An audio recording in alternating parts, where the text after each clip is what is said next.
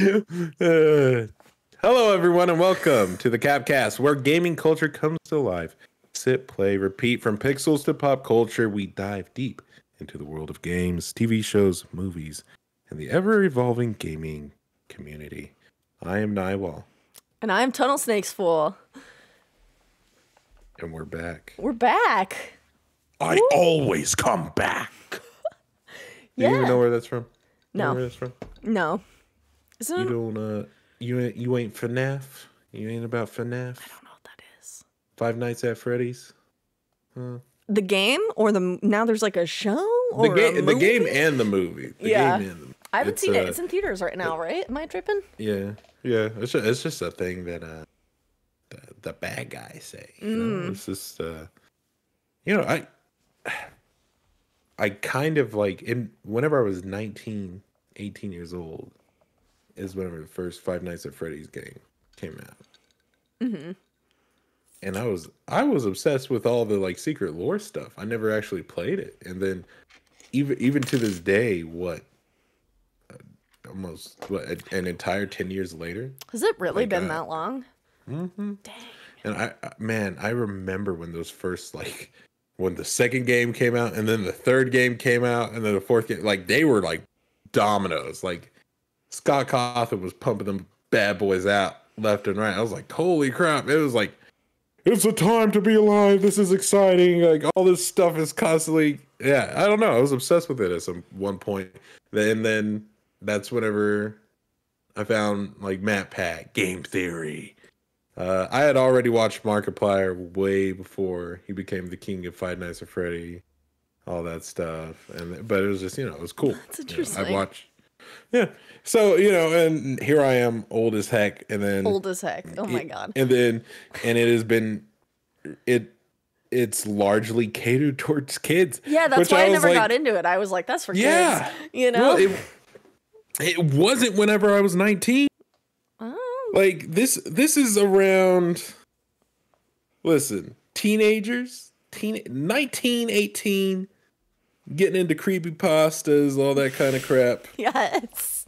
It's like that stuff was hand in hand. I feel like it was like, oh wow, a game like that was like one of the first games that I can think of that was like, there's this hidden lore that we have to do, and then because of that, then you have like, hello neighbor, we got to do secret lore, and Bendy and the freaking ink machine, which Bendy, like, after a while it stopped being about the lore and the fun of it, and then it became, we have to have lore in order to sell plushies. And I was like, and the only people who want to buy are kids and preteens and teenagers. And it's like, dang. It just did not feel, I felt out of the age range of that game ever since it came out. I don't know. It seemed like Fortnite. I was like, I'm never going to play that. I'm not a child. Well, okay. Here's another scope on Fortnite. I got Fortnite before Fortnite was like the kids game? Battle Royale. Okay. Yeah, before it was Battle Royale. It was just like, it was a cool looking game. It looked like it was very tower defense. Build a thing to survive the night. I was like, okay, let's do it. And I had my cool characters I was so proud of. And then Battle Royale came out, and I hate Battle Royale. I hated it then, and I hate it today. I think Battle Royale has killed shooters 100%. And the process of, I want to say playtime. They stifle playtime so bad with the loading screens. It sucks so much, because if you die in a Battle Royale and your team gets wiped, you lose. You have a choice of watching the person who killed you keep playing, or you go back to the main menu. Then that's a loading screen, and then you boot up. Yeah, is that why they killed it for 76?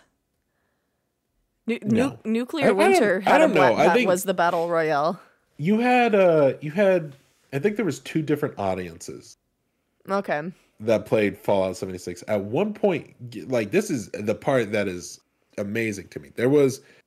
So they used to have like 3 different servers. They had the PvE can't hurt people each other thing, or you can antagonize, but it doesn't do a lot of damage. Yeah.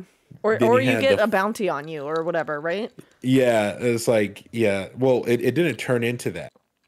Or no, wait, yeah, you had a bounty, but like if someone shot you, they would still do little bits of damage instead of no damage at all. Right, and right. then you had another server that was like all PvP all the time, full damage, no bounties.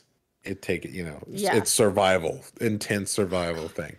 And then you had the battle royale. So they split their audience into 3 separate servers. So there wouldn't be full lobbies all the time because everyone was in different areas. So there wasn't enough people for the battle royale. Oh, okay. Because I know there's like a very dedicated fan base that's like, I miss it, bring it back. Yeah.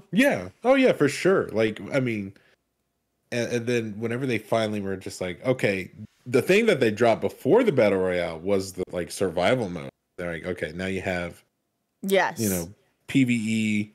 And then you can fight each other if you want to, and then battle royale, and then they just stopped battle royale. It was just like that was it. Yeah, I mean, I guess they're still active players, so maybe they're doing something right. I mean, shoot, I still get on every couple months whenever they have a new seasonal whatever event, just to see what they have going on. That's cool. It's canon. It's canon. There's nothing you can do about it. It's canon.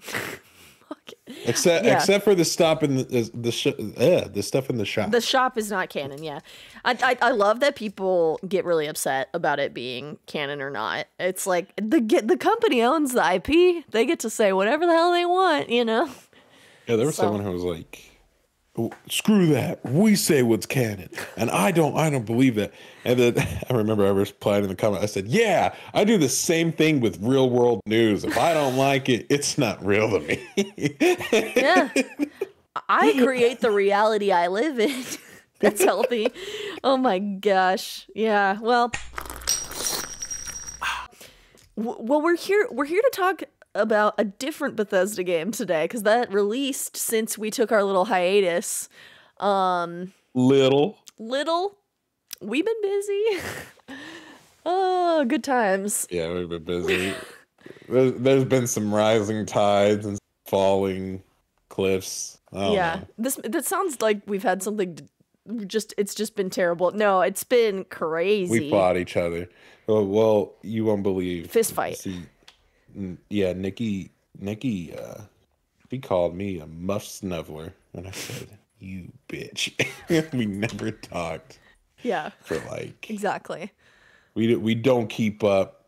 She has no idea what my kid looks like anymore. No. Forgot her name. No. We've kept in touch. We talk. Yeah. It's just, we just talk without y'all involved. Yeah. Hope that's okay. Too bad.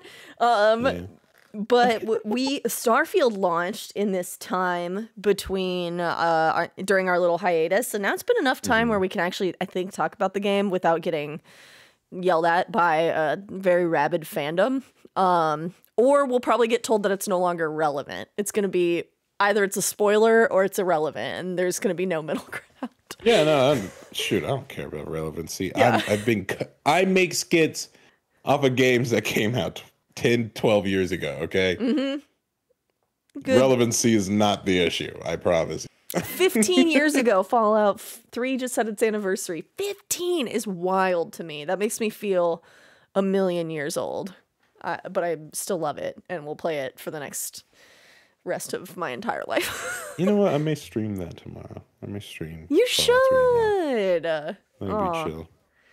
Fallout 3 is such a beautiful game. But yeah, no. Starfield, we were pretty I don't want to say heavily involved in the launch, but we got a lot of recognition from Bethesda for this game. So that was a really cool.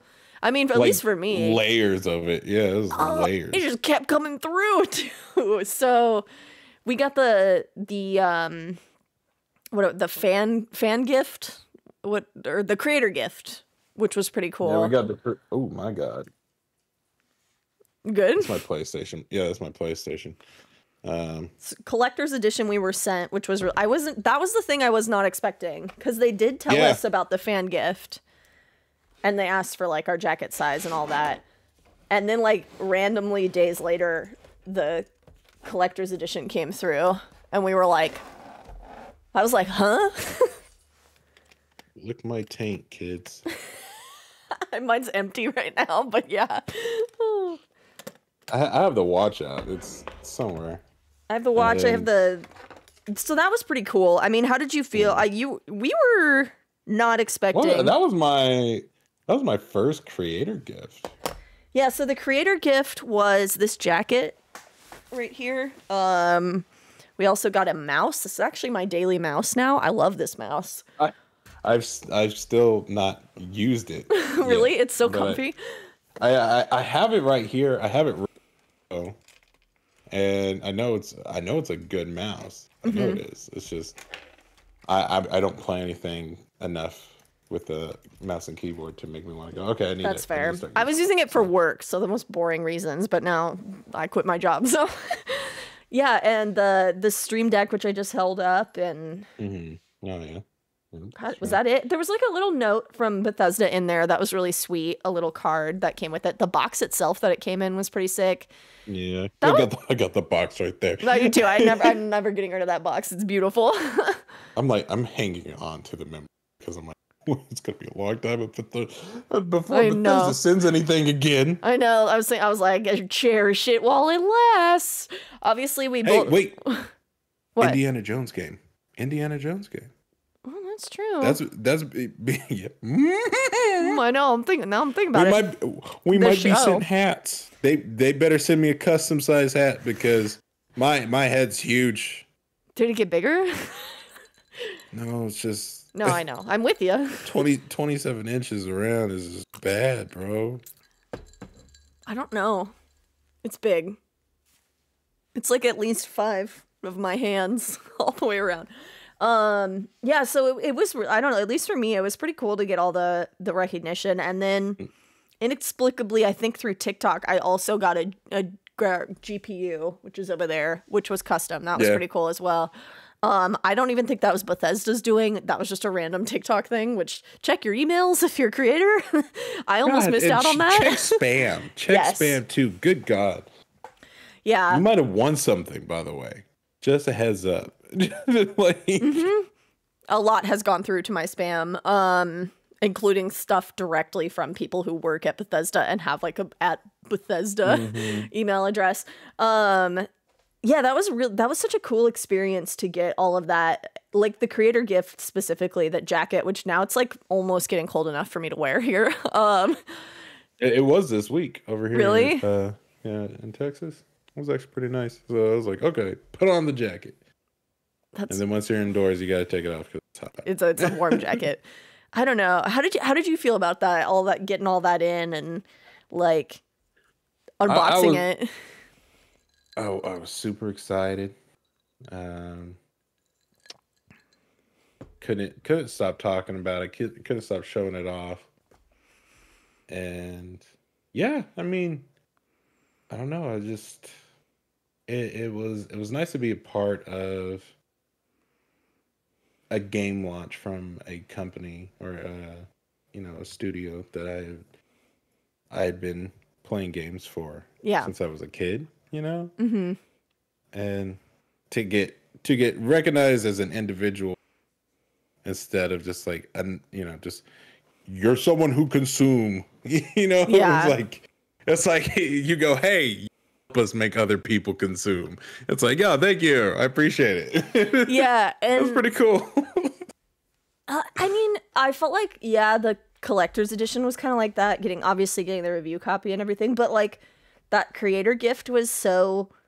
It was like there was no, because a lot of times when you get brand stuff, it's like post it, you have to like kind of make a promise that you're going to show it off, and like generally you disclose like it's an ad or whatever. But like the creator gift was just a gift to creators that was like directly from, in my mind, Cammy at Bethesda, and like I don't know, it was just such a cool experience to get that in. And like, I posted my unboxing of it and I cried like a baby because I was like, this is so cool. Like, would never have imagined this. All just kind of like cool. Adding to what a cool freaking year it was. I mean, I was just thinking about it the other day. I was like, you and I met at the beginning of this year in person. Like, what a crazy thing. So this has been a pruning year for me. You know, it's there's been a lot of growth, but there's been a lot of clipping in order to make the growth happen. So yeah. I, you know, always staying pretty confident with it. And that was a nice middle of the year kind of thing. It was like, here, it's like, you have made it this far, keep on trucking. You know, it's just like the creator thing, like it still does not sit in what I'm doing. It's still like I'm making videos, and sometimes I'm talking to these companies and something happens, and I have this really cool thing happen, and then it always happens out of the blue, like these kind of moments, and you have these, and this could apply to anyone who's listening and who might be going through a dry spell. You have these dry spells where you're going through the patterns, and almost to the point where you almost forget to look at the horizon. Right. And then out of nowhere, it's like you get the gleam of light stuck in your eye. And then that's whenever you're like, oh, that's right, I'm doing this for a reason. And that was one of those gleams of light right there. Okay. Yeah, that's right. That's right. It was like review copy. We were stoked about the like super early access. We were stoked. And the creator gift came through. And then like the collector's edition, which I was like, I posted it on Twitter and I was like, who sent me this? Like, I didn't know. Yeah. Like, it was such a cool, like you said, so out of the blue, so surprising, which was just like, I don't know, that made me feel so cool. And I'm, seeing the other people who got stuff too, were like, it's not just like big YouTubers. Like, now you're a big YouTuber, which is hilarious, but like, it's people, it was like streamers with like less than 50,000 followers, like stuff like that. It was like cool. It was more than just like big people. They were actually speaking to their audience as like Bethesda fans, which was such a cool thing, at least for me to see. Cause that's like, it's cool to see people included. It is. Yeah. And, and on the other side, you have the people who will just try to poo-poo on your shine. Yeah. A little bit. Ghosts? The door, I don't know. I thought that door opened. I was tripping. Dude, I've been watching spooky compilations on YouTube. It scared me. What you gonna do if I get levitated and you just see my feet just fucking dangling? It's always like a head that's like coming around the corner, This sucks. It was you have people who go, oh, you like the game? Why don't, next time, how about you just say you're paid to review it positively? It's like you can't comprehend people enjoying a game that you just don't like, so they had to have been paid. I wasn't paid for Starfield. Were you paid for Starfield? I wasn't. Yeah, we weren't paying for it. I wasn't. I would have loved to have gotten an get video, dog. I would have done flippies. Yeah, I would have taken that money. And I would have been so stressed too, because I would be like, man, I really have to figure out a way to make myself look like I'm in space. But because I didn't get paid to do it, I could just go sit in my car and pretend it's a spaceship. I call it good. I still want to go to space camp though. That did look cool. So cool. I want to go. We're gonna crowdfund that, and we're gonna go to space camp. Nothing to do with Starfield. I just want to go to space camp as an adult. Even just beyond that, can we just go to camp? I've never just been to camp. Yeah, I always did YMCA as a kid, so that was my. Washington. You ever just chilled up in Washington? Yeah. Want to do it next year? Yes, let's do it during the summer. Yeah, summer. We're doing it. All right. Start saving. All right. Yeah, I think that'll be pretty dope. Maybe we can get like a cabin. Let's do it. Yeah, cabin. Get out there. What side? Run into some Seattle, bears. Spokane. I'm thinking Spokane, okay. Man. That's Yeah. Dude, this is hype. Spokane's probably a bit cheaper than Seattle anyway. It's not the nicest area. I don't want to be involved. Listen, we could drive to, okay? We don't have to. If we really want to visit Seattle, we'll just drive. Yeah, it's like 3 hours, something like that. It's not that wide of a state. Oh shoot, we can get Mothman involved. Yes, and Vex is up there too. We gotta talk about this off stream, but yeah, that. Let's do it. We've already made a plan. Yeah, just put a pin in this because we're gonna do a podcast in person with Mothman and Vex. Yeah, and it's gonna happen. And we could do like a very Pacific Northwest Fallout vibes. Like there's some spooky places up there. It's creepy. Oh yeah. Okay, super down. Hey y'all, thanks so much for tuning in to the Capcast. This episode did run a little bit long, so I split it in half. The second half is going to cover Starfield itself, and that will be coming out very soon. Thanks so much for watching us and listening to us. Don't forget to subscribe if you're on YouTube and leave us a review on Apple Podcasts and Spotify. It does help us out. We are both very excited to be back. We missed y'all, and of course, now that the writers and actor strikes have ended, we can confirm that we will be covering the Fallout TV show when it starts airing in April. So don't forget to check us out for all of the different gaming stuff, and we will catch you guys in the next episode.